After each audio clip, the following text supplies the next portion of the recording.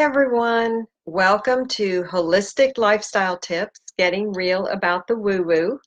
I am Becky Russell, owner of wellness company Hope Essential. I am a holistic lifestyle educator, and that means I believe in treating the body from the inside out and the entire body, mind, body, and soul, and not just treating symptoms. My mission is to give people hope to age with the quality of life, and in order to do that, I truly believe you must limit the amount of chemicals you put on and in your body. So that is why doTERRA essential oils are a perfect fit for my lifestyle, because you can make your own cleaning products, and our products are all free of chemicals as far as shampoo and toothpaste and all those things. And so it makes it very, very easy and affordable to have a natural lifestyle. And I am not an expert on anything. I'm not a medical professional, no letters behind my name. The only thing I am an expert at is what not to do to age with a quality of life, because my family is not blessed with good genes, and along with not really understanding what to do to be healthy, we lost many way too young, and uh, they had a poor quality of life before they died. I don't want that for me. I don't want it for anyone. So I am on a mission to spread the news about holistic. And I truly believe the more medications you're on, that those are chemicals. So it's going to hurt your quality of life. So, but you need alternatives. So that's what this is all about. And tonight I'm really excited because it really touches on the health concerns that affect me. So and many people, and that has to do with the blood sugar levels. So and other chronic diseases.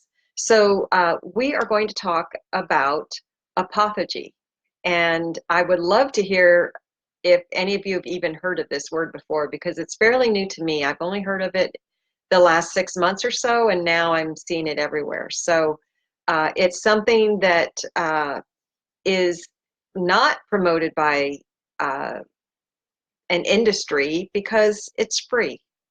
And so I want to just sort of start real quick. Um, Hippocrates conceived one of the most revolutionary health concepts: let food be thy medicine, and medicine be thy food.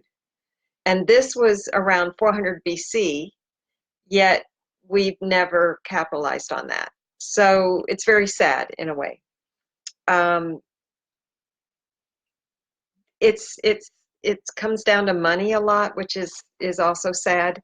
But food could be used as medicine, and it's the cornerstone of all major chronic disease. So the metabolic factors are driven by unhealthy habits, and a lot of that is your eating choices, the nutrition, um, and they are now calling Alzheimer's type 3 diabetes, because they truly believe uh, the the poor nutrition is behind a lot of the Alzheimer's. So that should be motivation to uh, get a little better about healthy eating, if that is in fact true. So the we have to understand why there's such a push for all these processed foods, and it's big business. And so they're just pushing high protein, high carb, uh, cheap, unhealthy fat prod, prod, products. And so it's not a coincidence that our uh, chronic diseases have skyrocketed. And then, so it's more or less a sick care model instead of a health care. And then we've created a multi-pill a day standard of care that has prolonged the sick part of our lives rather than our health span, the healthy part of our lives. And so this fits in so much with what I believe. So uh, listen and see if you have any 3 or more of these symptoms that are a sign of metabolic syndrome. Elevated triglyceride level of 150 or more. I know in my family that was a huge problem, and it would be up in the 300s. HDL, the good cholesterol, less than 40 in men, less than 50 in women. Blood pressure 130/85 or higher, or if you're already on a blood pressure medication because of the high numbers. Fasting blood sugar of 100 or more, or you're on a medication because of it. And 5, the abdominal, which is the visceral fat, and it's, that lower stomach. Waist of 40 inches in men and 35 inches in women. So if you have any of those 3, you are more than likely you have a metabolic syndrome. So as we age, but the good news is, okay, this is not the good news, it's coming. As we age, many normal cellular processes slow down or diminish. That makes sense. However, normal autophagy can be boosted by intermittent fasting. So fasting's anti-aging benefits come directly from the autophagy triggered when people stop eating for longer blocks of time. Fasting triggers 2 reactions. First, to find nutrition despite the fact you haven't eaten any calories, and your body starts converting old junky proteins in your cells into energy. The second thing is your cells experience a burst in growth hormone production. Human growth hormone promotes muscle and bone growth. This compound also pushes your body to empty its fat cells. That's why we have the fat around the middle. We're not getting rid of it when we don't have the autophagy happening. So an actual definition for autophagy, just to make it more clear. A detox process your body undergoes to clean out damaged cells and regenerate new ones. A protein called P62 activates to induce autophagy and is the key to improved lifespan over time. So that is, again, fits with my message. So it's sort of in parentheses, it says self-eating. So you're using what's already stored. As the hormone insulin is integral in regulating metabolic processes such as controlling blood sugar levels and storing fat in the human body. Insulin levels influence autophagy as well. So intermittent fasting, autophagy, which is healthy cellular cleansing, and the hormone insulin are interconnected, okay? So autophagy is boosted during periods of fasting because insulin levels fall to the normal low levels. And if we don't give our body a chance to do that, then that's why all that fat is there. So in the 1960s, there just was not the obesity we have now. And one of the reasons these are all from experts. So one expert says it's because we have, at that point in time, we only ate 3 meals.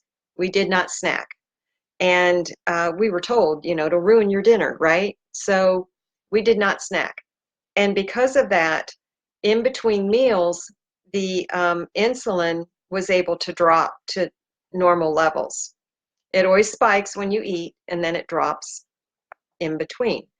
And then at night, so if you don't eat after dinner, and then you have that long fasting between, from after dinner till breakfast, then you have a big dip there. And that's when autophagy happens, and you're regenerating new cells. So what happened, though, was we started promoting eating between meals, having snacks all the time, whether good ones or not. Most of them weren't, especially back then. So we're eating high processed foods uh, in between meals. So the insulin never drops. It's constantly elevated. And then and then you combine that with a lot of people didn't really understand how important sleep was. So, they brag, I'll sleep when I'm dead. Well, it's going to accelerate that. So you back then you would have someone eating all day long up until they go to bed. They're only getting 4 or 5 hours of sleep, getting up and eating breakfast. So there's just hardly any time for that autophagy to happen. So it's no wonder there's so many uh, dealing with obesity and these chronic diseases. So they're so interrelated. But the thing is, insulin resistance usually takes many years to manifest as these diseases, and those are diabetes, heart disease, and we're talking about type 2, right? So when you get early detection, when you change your nutrition, you can prevent these diseases. That is the really, really good news.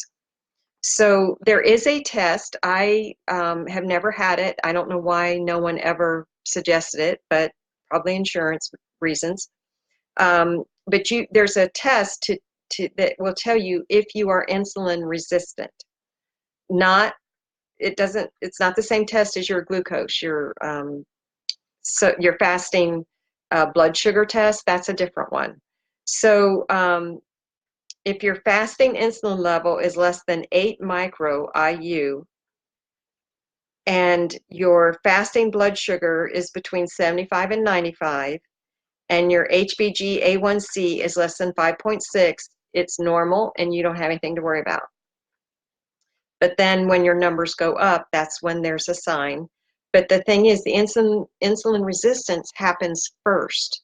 And no one really talks about that much. They're so focused on the numbers of the fasting blood sugar, which is important, but it's not the first thing that shows up.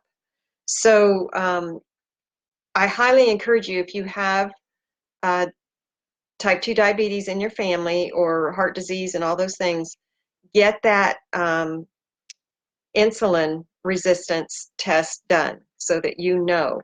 I haven't had it done, but I would bet a lot of money that I do have that, because my numbers, I really have to fight hard to get to keep the fasting blood sugar normal and the A1C. So, and I do have the lower belly body fat. So I'm fairly sure that's true for me without the test even. So unfortunately, um, and I don't have the information where it came from, but they changed their tune, and the American Nutritional Guideline for Healthy Weight Control is saying eat every 3 to 4 hours to keep your metabolism high, and that is just wrong. It's flat out wrong. So you're just keeping your insulin level chronically high, and that is what's causing all these problems.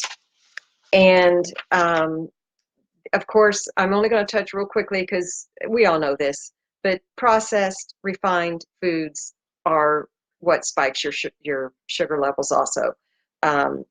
You can, for 25 grams of fiber, lots of vitamins and minerals, and healthy micronutrients is this big stack of fresh fruits and vegetables and legumes and whole grains.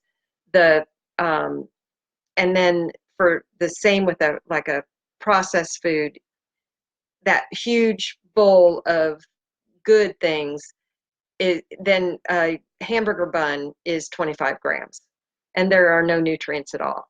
So we've got to wake up about that.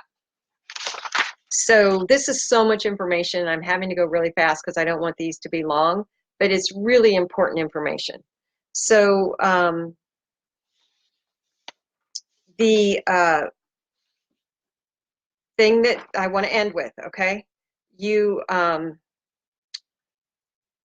the understanding and applying intermittent fasting to boost autophagy and decrease insulin resistance can prevent, better control, or even reverse the metabolic diseases such as type 2 diabetes and heart disease and so forth. So, but you need to do your own research, and please don't just jump in and start fasting and not even understanding what all of it means. And especially, and if you want more information, contact me, because I've sat through the class twice, and I am just so, I'm just so curious and fascinated by all this. You really need to take precautions if you're under a doctor's care already, if you already are on medications. So especially diabetic meds, you've got to work hand in hand with your doctor. He must know what you're doing. And you need that medical supervision. This could be serious. So, but I'm not saying don't consider it. I'm saying you need to take precautions. And if you are on medication and you're wanting to do this, sometimes medication has to be taken with food, which is going to make it a challenge with this. You can ask if you can take it at a different time, like later in the day, or is there another medication that doesn't have that restriction? But work with your doctor. Do not just jump into this. And there is a book called The Complete Guide to Fasting, and that I will post that link in this later. I will say, just personally, I bought into the whole, advertising that breakfast is the most important meal of the day, and I forced myself to eat, even though I was never hungry and didn't want it. Now that I'm doing the intermittent fasting between 8 p.m. and noon, I feel so much better. It's more natural for me, and I am loving it. So, also another precaution, if you are underweight, do not fast. That is not a good thing either. So, as always, do your research and talk to people, find out. And I'd just love to know in the comments, have you ever tried fasting at all? I thought there was a real negative connotation to it. I thought it was just a fad thing, or just something like the grapefruit diet where that's all you ate. And I didn't really understand the science behind it and how to do it correctly. So I am going to get that book, and I'll give a report on that later. But I'm sorry it ran over, but this is so, so important. The reason it's not being talked about is there's no money in it. It's free. It's so I just love that this is something empowering that anybody can do. So start out small, though. Start out small. Don't snack between meals, maybe, or stop eating at 8 p.m. Just start small. And be sure, if you are under a doctor's care, that you talk with him or her. And so I would love to know if, after hearing about this, are you curious? Are you going to maybe do some research and find out more about it? Or share your experiences with fasting, or what you think. So I am so encouraged with this, though, and I would love to hear your thoughts. So till next time, choose you, choose natural, choose now.